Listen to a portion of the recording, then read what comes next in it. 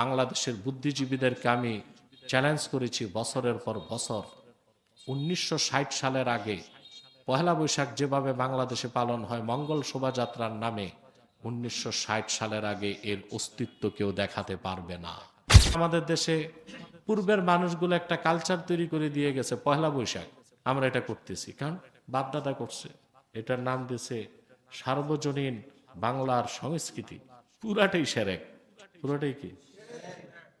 আপনি পয়লা বৈশাখ পালন করতে পারেন, ভালো রান্না করেন, খান, ভালো পোশাক পরুন, আত্মীয় স্বজন দাওয়াত করেন, সেটা ভিন্ন বিষয়। কিন্তু মঙ্গল শোভাযাত্রার নামে যে পয়লা বৈশাখ হয় এটার আগাগোড়াই শিরক। কথা বলেন। আমি বাংলাদেশের বুদ্ধিজীবীদেরকে আমি চ্যালেঞ্জ করেছি বছরের পর বছর 1960 সালের আগে পহেলা বৈশাখ যেভাবে বাংলাদেশে পালন হয় মঙ্গল শোভাযাত্রার নামে 1960 সালের আগে এর অস্তিত্ব কেউ দেখাতে পারবে না। পশ্চিম বাংলার হিন্দু বুদ্ধিজীবীরা বাংলাদেশের কিছু নিকৃষ্ট বুদ্ধিজীবীকে বাধ্য করে এই হিন্দুয়ানি তরিকায় পহেলা বৈশাখের কালচার চালু করছে। 21শে ফেব্রুয়ারি আপনারা ফুল দিতে যান, কোথায়? ওখানে ভাষা শহীদরা ঘুমায় আছে, ওরা আছে কবরস্থানে। তো ওখানে ওইটা কি কথা বলে, এটা সৌদ মিনার। ফজর নামাজ বাদ দিয়া মুখটাও ধোয় নাই, অজু নাই, গোসল নাই, নগ্ন পায়ে যাইয়া ফুল কয়টা দিয়া চুপচাপ দাঁড়ায় থাকে। এটা একটা পস্তর পূজা। কথা বলেন।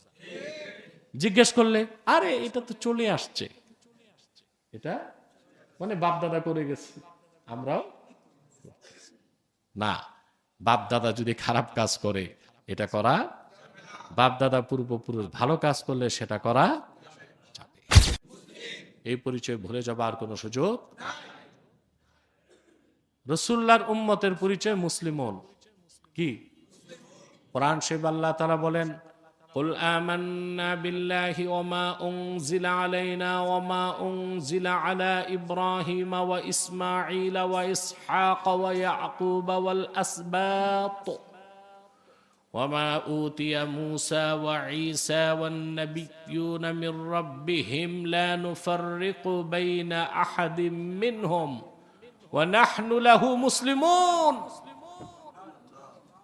আল্লাহ তার হাবিবকে বলেন, প্রিয় হাবিব মুহাম্মদ সাল্লাল্লাহু আলাইহি ওয়াসাল্লাম, আপনি ঘোষণা করুন আমরা ঈমান এনেছি আল্লাহর উপর, ঈমান এনেছি যা নাজিল হয়েছে আমাদের উপর, এবং আমরা বিশ্বাস করি যা নাজিল হয়েছে ইব্রাহিম, ইসমাইল, ইসহাক, ইয়াকুব ও তার বংশধরদের উপর, তাদের বংশধরদের উপর, এবং যা দেয়া হয়েছে মূসাকে এবং ঈসাকে এবং আল্লাহর পক্ষ থেকে আগত নবীদেরকে, এবং যারাই আল্লাহর পক্ষ থেকে নবী হিসেবে এসেছেন তাদের মধ্যে আমরা কোনো তারতম্য করি না।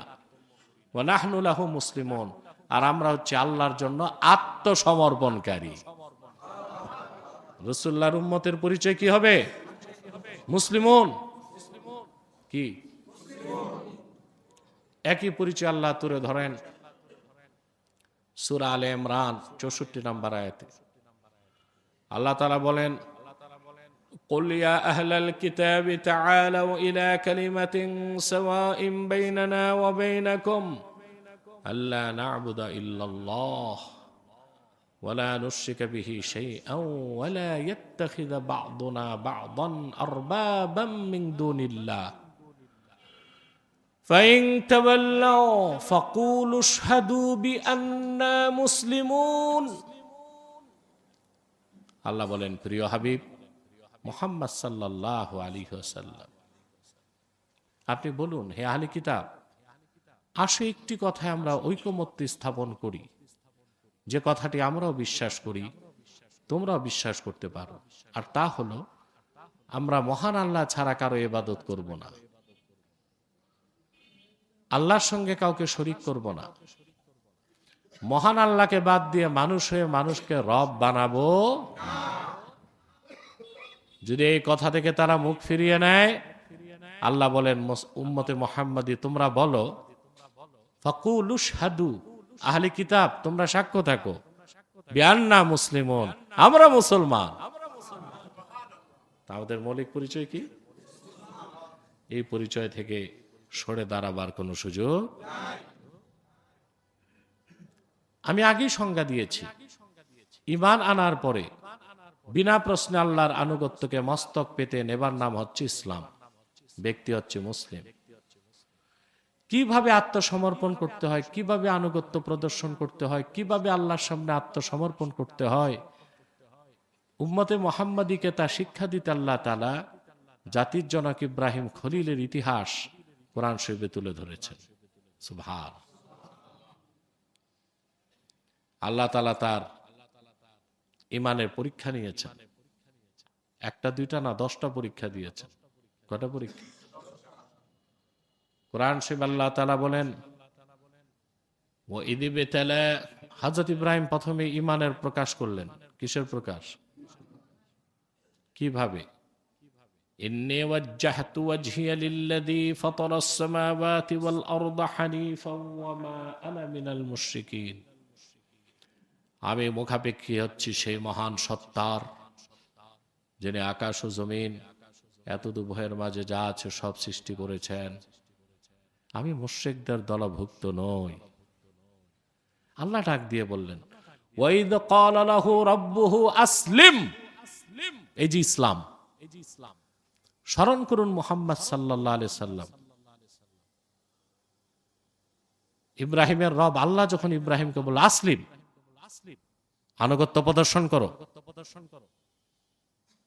আত্মসমর্পণ করো, সুবহানাল্লাহ, অর্থাৎ মুসলিম হও।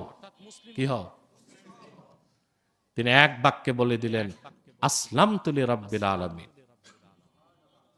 রব্বুল আলামিনের জন্য আমি আনুগত্যের মস্তককে বিনা প্রশ্নে নত করে দিলাম, আমি আত্মসমর্পণ করলাম। তারপর তার আনুগত্যের আর আত্মসমর্পণের 10টা পরীক্ষা আল্লাহ নিলেন। আল্লাহ বলেন, وَإِذِ ابْتَلَى إِبْرَاهِيمَ رَبُّهُ بِكَلِمَاتٍ فَأَتَمَّهُنَّ قَالَ إِنِّي جَاعِلُكَ لِلنَّاسِ إِمَامًا قَالَ وَمِنْ ذُرِّيَّتِي قَالَ لَا يَنَالُ عَهْدِي الظَّالِمِينَ। মুহাম্মদ সাল্লাল্লাহু আলাইহি সাল্লাম, আপনি স্মরণ করুন যখন ইব্রাহিমের রব ইব্রাহিমের পরীক্ষা নিলেন। সুবহানাল্লাহ। কয়টা পরীক্ষা? ফাতাম্মাহুন, সবগুলো পরীক্ষা তিনি পরিপূর্ণ সফলতার পরিচয় দিলেন, পাশ করলেন। আল্লাহ ডেকে বললেন, ইন্নী জাইলুকা লিন্নাসি ইমামা। ইব্রাহিম, তোমাকে আমি গোটা মানব জাতির জন্য নেতা বানাবো। এখান থেকে বোঝা যায় মুসলমানদের নেতৃত্ব দিতে নেতাকে ঈমানের পরীক্ষায় উত্তীর্ণ হতে, মুসলিম হতে হবে। কি হতে হবে? এখানে আপনারা ঠকছেন। আপনারা ভালো নামাজ পড়েন, রোজা রাখেন, ইসলামকে জীবনের চেয়ে বেশি ভালোবাসেন, কিন্তু যাদের পিছনে দৌড়ান, যারা আপনাদেরকে নেতৃত্ব দেয়, তাদের কারো কারো ঈমানই নাই। কিছু কাফিরুন, কিছু মুশরিকুন, কিছু মুনাফিকুন, বাকি যা আছে মুসলমান বলল 100% দুর্নীতিবাজ, আন্তর্জাতিক কুখ্যাত দুর্নীতিবাজ, চুরি চামারি লুটপাট বেহায়াপনা বদমাশি লাম্পট্য সব আছে। আপনারা তাদেরকে ইমাম মানতেছেন, কি মানতেছেন? নেতা মানতেছেন। অথচ মুসলিমদেরকে ধর্মীয় ক্ষেত্রে, সামাজিক ক্ষেত্রে, রাজনৈতিক ক্ষেত্রে, সাংস্কৃতিক অঙ্গনে, শিক্ষাঙ্গনে নেতৃত্ব দিবে ইমানদার। কে?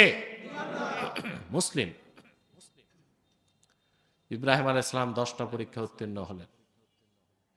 আনুগত্য প্রদর্শনের এই 10 পরীক্ষায় সবচেয়ে কঠিন পরীক্ষা ছিল তার 2টা। কয়টা? আল্লাহ নির্দেশ করছেন, যাও তোমার বংশধরদেরকে তাওহীদের দাওয়াত দাও। ওনার অবস্থান ছিল বর্তমান ইরাকের বাবেল শহরে। মানচিত্রে এখন বাবেল নামে কোনো দেশ নাই, সে জায়গার নাম বেবিলন। কি নাম? সে রাষ্ট্রে রাজা ছিল নমরুদ। বাকি সব মানুষ ছিল কেউ নক্ষত্র পূজারী, কেউ চন্দ্র পূজারী, কেউ সূর্য পূজারী, অগ্নি পূজারী, মূর্তি পূজারী। হ্যাঁ,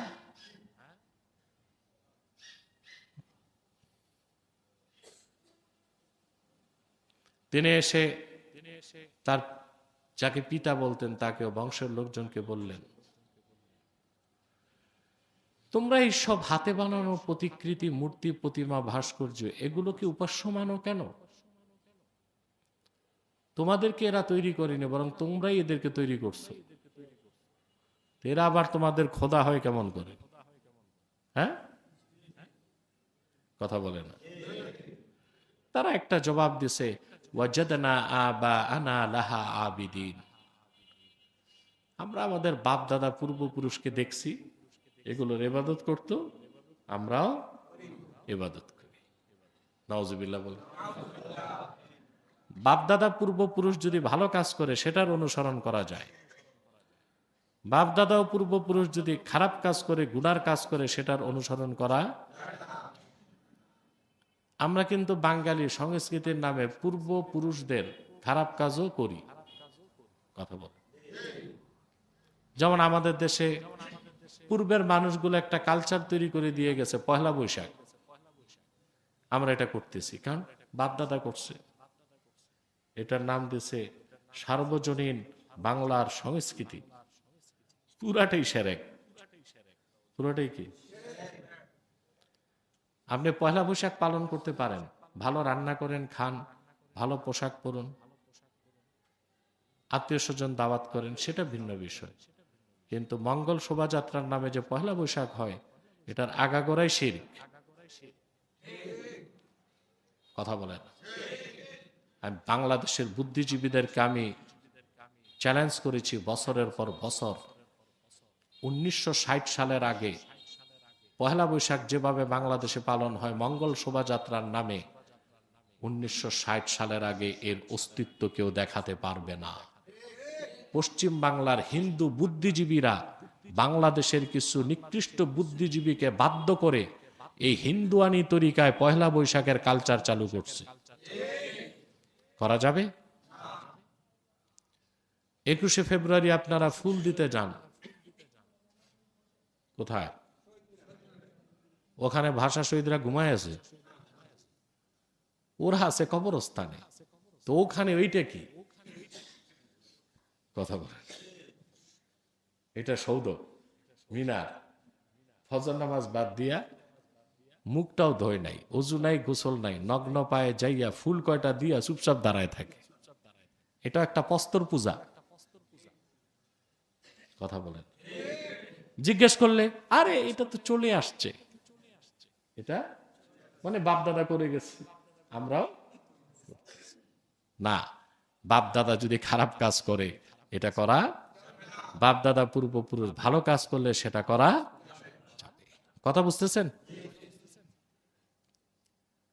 হযরত ইব্রাহিম বুঝালেন, বুঝে না। তিনি বললেন ঠিক আছে, ওয়াতাল্লাহি লাআকিদান্না আসনামাকুম বা'দা আন তুওয়াল্লু মুদবিরিন।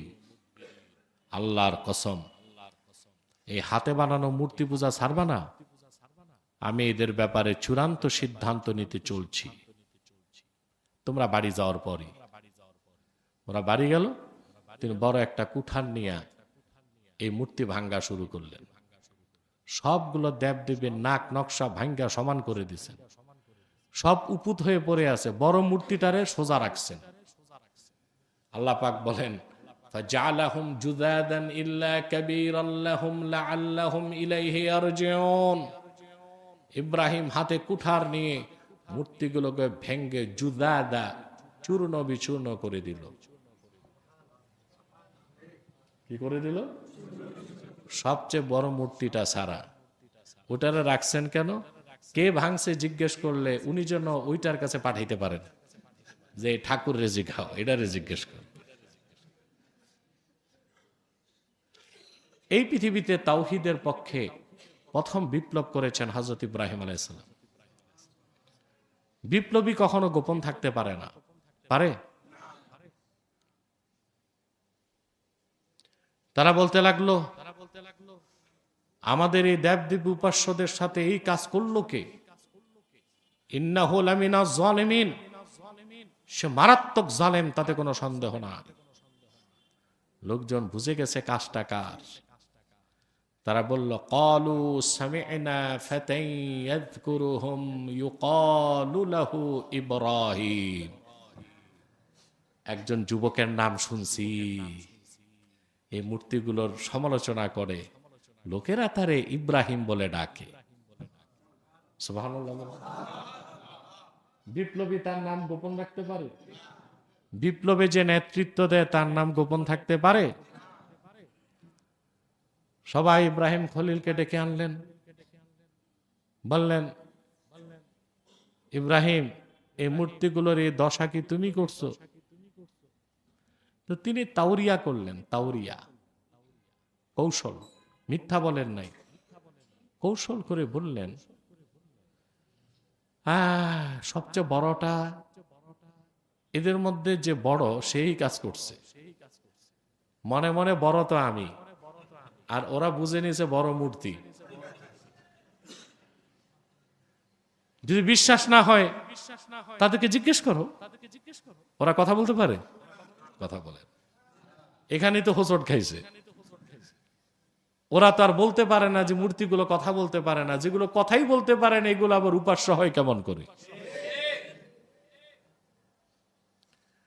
কথা তিন প্রকার, একটা হচ্ছে সিদক, সত্য, আরেকটা হচ্ছে কাযিব, মিথ্যা, আরেকটা হচ্ছে তাওরিয়া, কৌশল। এটা হচ্ছে ইমাম বাইজাভি লিখেছেন, আল কালামুল্লাযী ইয়াহতামিলুল মা'নায়াইন, যে কথাটা দুইটা অর্থ রাখে, একটা ভিতরে একটা বাহিরে।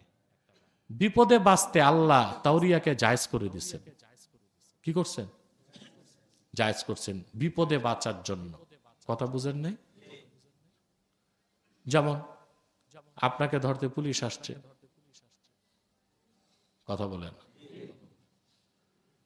এখন পুলিশ এসে আপনার বউকে জিজ্ঞেস করছে, বদরুদ্দিন কই, সলিমুদ্দিন কই, আর আপনি তো সাদে পালাইছেন। তা আপনার বউ তাওরিয়া করে বলল, সলিমুদ্দিন ঘরে নাই, ভিতরে আছে, সাদে আছে। পুলিশ কিন্তু চলে যাবে, আপনি বিপদ থেকে বেঁচে গেলেন। কথা বুঝেন নাই? ব্রিটিশ খেদা আন্দোলনের নেতৃত্ব দিয়েছেন যারা আলেম, তাদের মধ্যে উল্লেখযোগ্য ছিলেন হযরত মাহমুদুল হাসান দেওবন্দি রহমতুল্লাহ। নাম শুনছেন?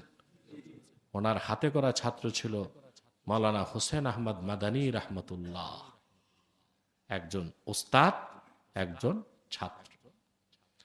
মাহমুদুল হাসান দেওবন্দিকে যখন গ্রেফতার করলো ইংরেজরা, হোসেন আহমদ মাদানী রহমতুল্লাহ তখন ছাত্র, খাদেম।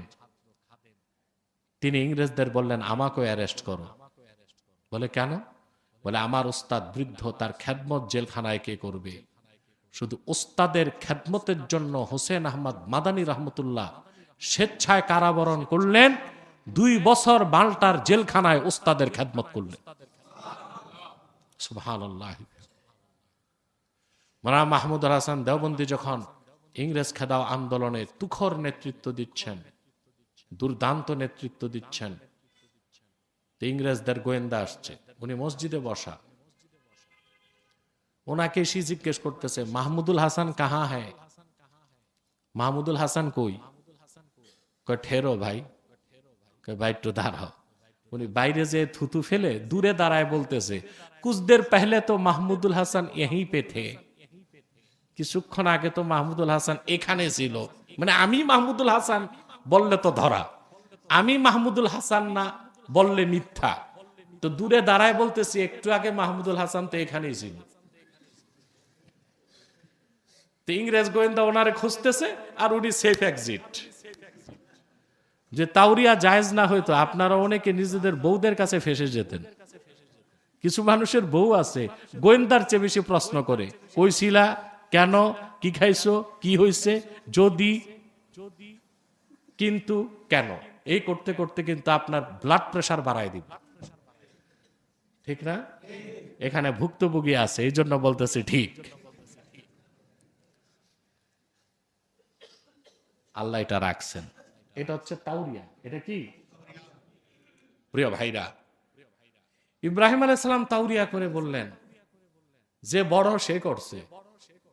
ওনার মনে আমি তো বড়, যে আল্লাহর তাওহীদে বিশ্বাস করে তার চেয়ে বড় আর কে হয়? আর ওরা ধরে নিছে বড় মূর্তি।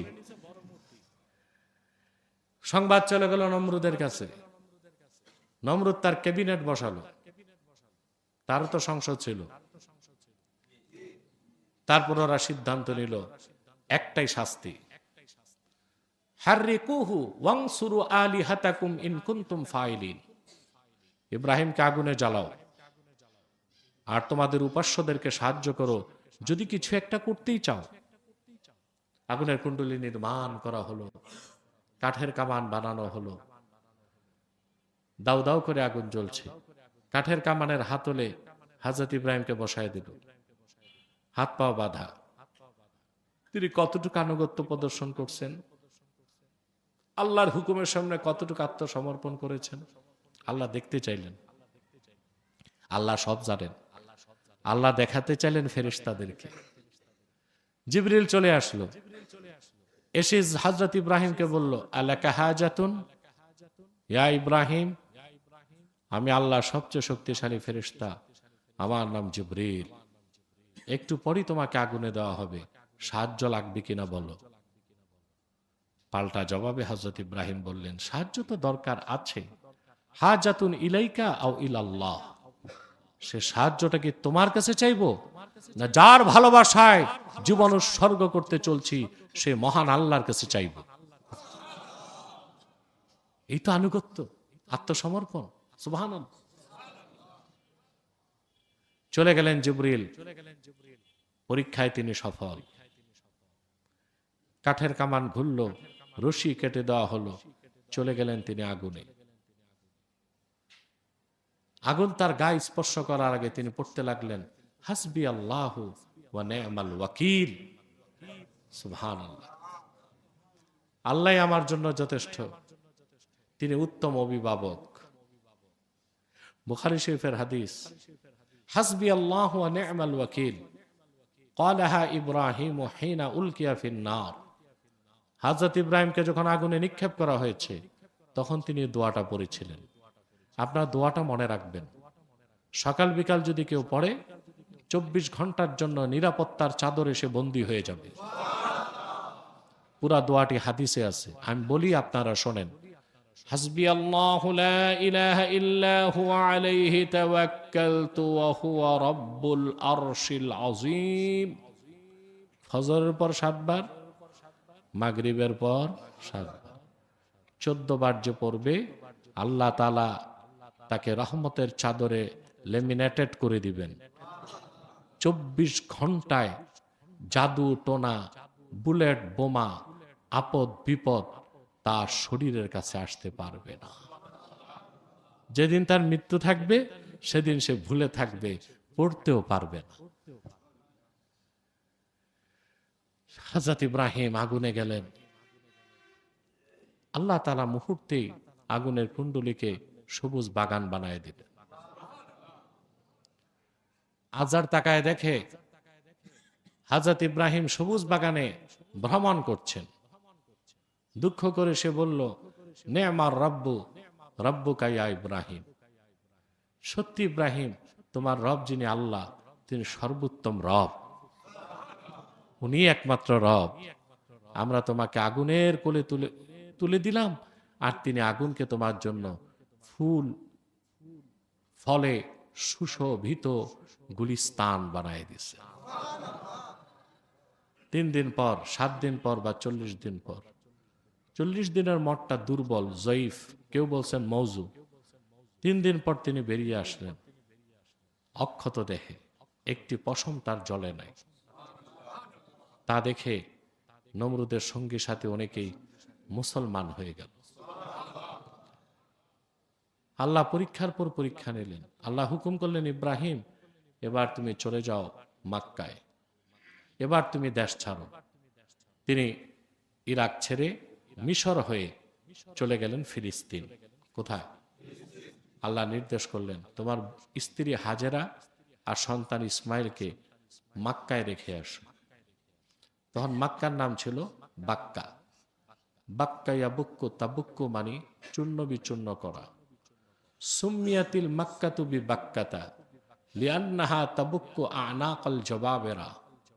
মক্কাকে বাক্কা বলা হয় এই জন্য, যত অত্যাচারী শাসক মক্কায় ঢুকতে চেয়েছে বেয়াদবি করতে, মক্কা তাদের গর্দানগুলো চূর্ণ করে দিচ্ছে। চলে গেলেন হযরত ইব্রাহিম তার স্ত্রী ও সন্তানকে নিয়ে। আল্লাহর কথায় কোনো প্রশ্ন নাই। নির্জন নিভৃত, ঘর নাই, বাড়ি নাই, খাদ্য নাই, জনমানব কোলাহল মুক্ত মক্কায় রেখে স্ত্রীর কোলে সন্তানটা দিয়া ইউ টার্ন নিয়ে চলে যাচ্ছেন, কোনো কথা নাই। বুখারী শরীফের হাদিস, ফানাদাতহু উম্মু ইসমাইল, হযরত ইসমাইলের মা ইব্রাহিমকে ডাক দিলেন। 3 বার ডাকলেন, জবাব নাই। চতুর্থবার হযরত ইব্রাহিমকে হাজেরা প্রশ্ন করলেন, এটা কি আপনার সিদ্ধান্ত না আল্লাহর ফয়সালা?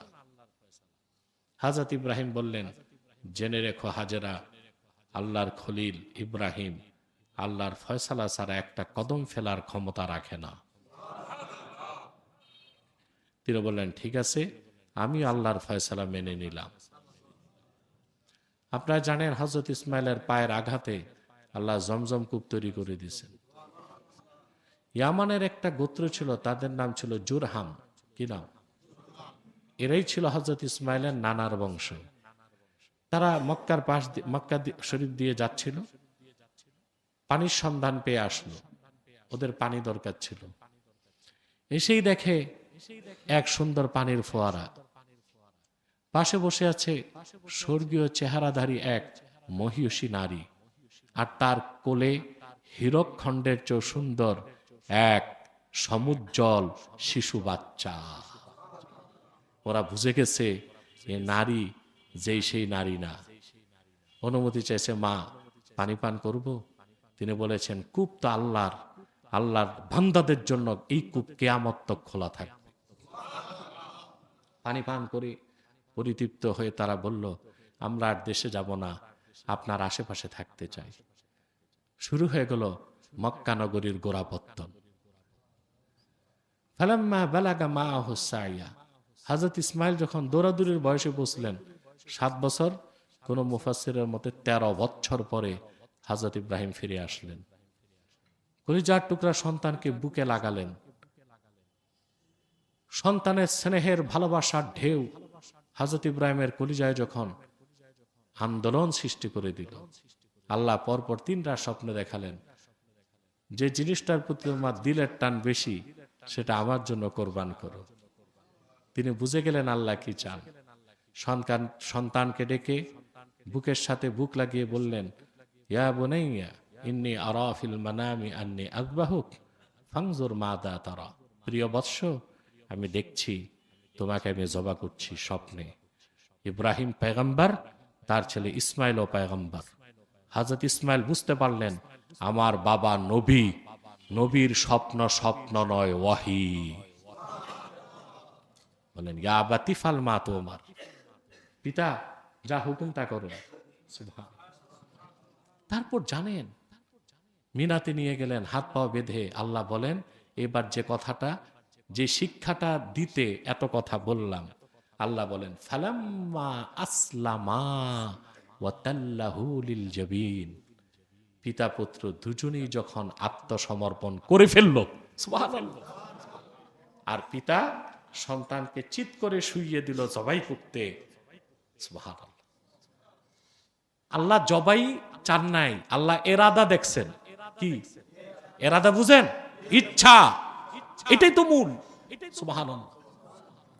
আল্লাহ বলেন, ফানাদাইনাহু আইয়া ইব্রাহিম ফাসাদ্দাকতার রুয়া, আমি ডেকে বললাম, ওহে ইব্রাহিম, স্বপ্নকে তুমি সত্য বানায় দিছো।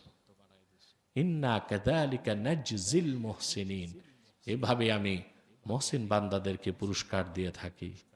দুম্বা পাঠালাম, জবাই করো। আমি দেখতে চেয়েছিলাম তুমিও তোমার সন্তান আত্মসমর্পণ করো কিনা, আমি সেটা দেখে নিলাম। তোমাদের পিতা পুত্র দুজনকে দায়িত্ব দিলাম পুরস্কার হিসেবে, এখন থেকে আমার ঘর কাবা তৈরি শুরু করে দাও। ইসলাম কি? আত্মসমর্পণ।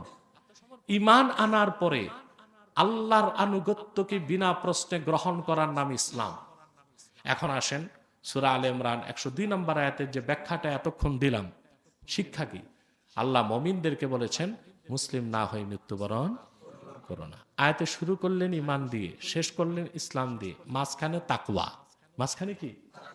তার মানে হচ্ছে আল্লাহর হাবিব মোহাম্মদ সাল্লাল্লাহু আলাইহি সাল্লাম যে দিন আল্লাহর কাছ থেকে এনেছেন, ওই দিনকে পুরাপুরি বিশ্বাস করার নাম ইমান। ইমান আনার পরে ওই দিন ইসলামের সমস্ত বিধানকে মানাই আল্লাহর আনুগত্য, আর সেটা হচ্ছে ইসলাম। আর এই যে দিন ইসলামের সমস্ত বিধানকে মেনে নিবেন, এটার আরেক নাম তাকওয়া। কি? হালালগুলো মানা, হারামগুলো ছাড়া, হুকুমগুলো মানা, নিষেধগুলো ছাড়া। এজন্য আল্লাহ বলেছেন ইয়া আইয়ুহাল্লাযীনা আমানুত্তাকুল্লাহা হাক্কা তুকাতিহ, হে ঈমানদারগণ তোমরা যথার্থভাবে আল্লাহকে ভয় করো, ওয়ালা তামুতুন্না ইল্লা ওয়া আনতুম মুসলিমুন, পরিপূর্ণ মুসলিম না হয়ে মৃত্যুবরণ করো না। তাহলে আমরা পরিপূর্ণ মুসলিম হব? আমরা মুমিন, এতে সন্দেহ নাই। এখন পরিপূর্ণ মুসলিম হতে আমাদের চালান কি? তাকওয়া। এই তাকওয়া ভিত্তিক জীবন যাপনের মাধ্যমে আমরা পরিপূর্ণ মুসলিম হতে পারি। আর তাকওয়ার হচ্ছে আহকামে শারঈয়া, শরীয়তের বিধানগুলোকে বিনা প্রশ্নে মেনে নেওয়া, হালালগুলোকে গ্রহণ করা, হারামগুলোকে ছেড়ে দেওয়া। আজকে আগেই ছেড়ে দিচ্ছে আপনাদেরকে আমার দিনে প্রোগ্রাম মুন্সিগঞ্জ, অনেক জুমাতে আসতে পারি নাই, জুমার দিনও দিনে প্রোগ্রাম থাকে, চলে যেতে হয় আমাকে আগে।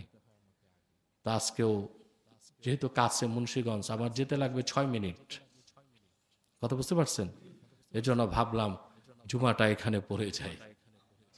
ওয়াখির দাওয়ানা আলহামদুলিল্লাহি রাব্বিল আলামিন, ওয়াসসালামু আলাইকুম ওয়া রাহমাতুল্লাহি তাআলা ওয়া বারাকাতুহু। হ্যাঁ, হয়ে গেছে।